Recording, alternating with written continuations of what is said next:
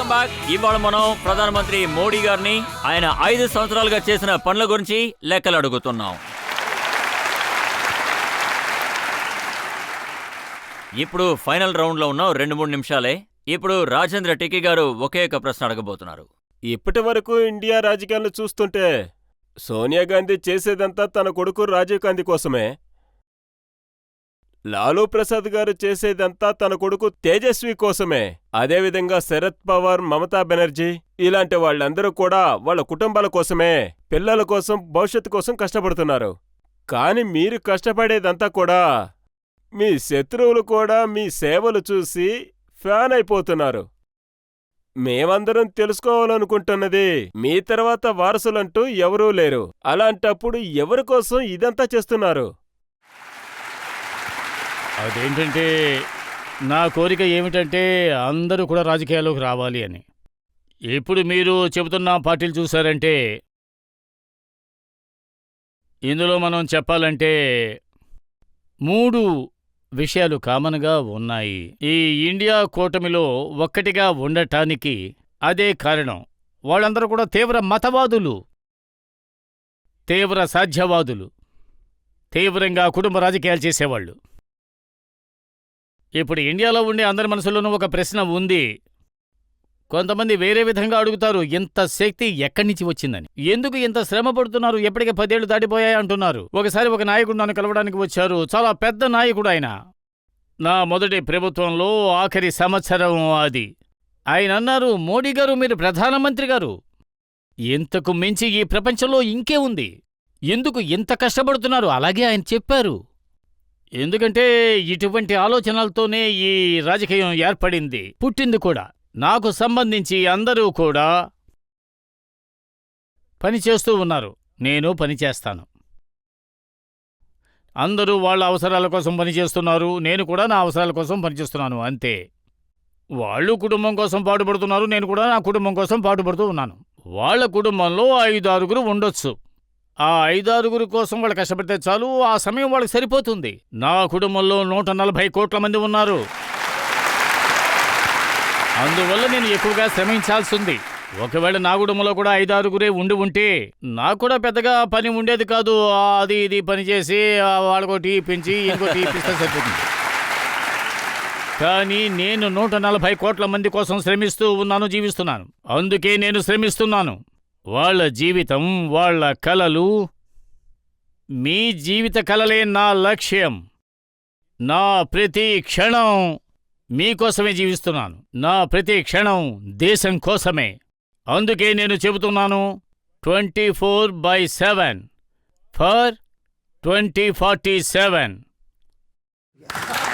మోడీ గారు, ఇది ఎన్నికల సమయం అవడం వల్ల చాలా రకాల ప్రెడిక్షన్స్ చెప్పడం జరుగుతోంది. వీళ్ళు ఏం చెప్పాలనుకుంటున్నారన్నది నేను మీకు చూపించాలనుకుంటున్నాను. ఇదే నా ఆఖరి ప్రశ్న. चुनाव ज्यादा से ज्यादा स्टेट्स में खत्म हो गया है. पिछले 4 फेजेस के परिणाम साफ है और नरेंद्र मोदी जी चुनाव हार रहे हैं. आने वाला दिन में तो बोलना है कि मोदी बाबू का सरकार को एक्सपायरी डेट हो गया है. जो 74 की बातें करते थे, अब उन्हें सोचना पड़ेगा कि उनका खाता कहां खुलेगा. एक के अलावा मुझे नहीं लगता कोई खाता खोल पाएगी. आम आदमी पार्टी के 7 सांसद भारी बहुमत से जीत रहे हैं. हमारे जितने भी सर्वे आ रहे हैं. కానీ ఇందులో ఒకే ఒక చిన్న ప్రాబ్లం ఉంది. ఇది 2019లో వచ్చిన వీడియో. మీరు చాలా మంచి విషయమే చెప్పారు. 2019 వదిలేయండి, 2014 వీడియో చూడండి, ఇదే డైలాగ్ వస్తుంది. 2019 చూడండి, ఇదే డైలాగ్ వస్తుంది. 2024లో కూడా ఇదే డైలాగ్ వస్తుంది. ప్రజలు కూడా వాళ్ళ మనస్థితిని అదే విధంగా ఉంచుకున్నారు.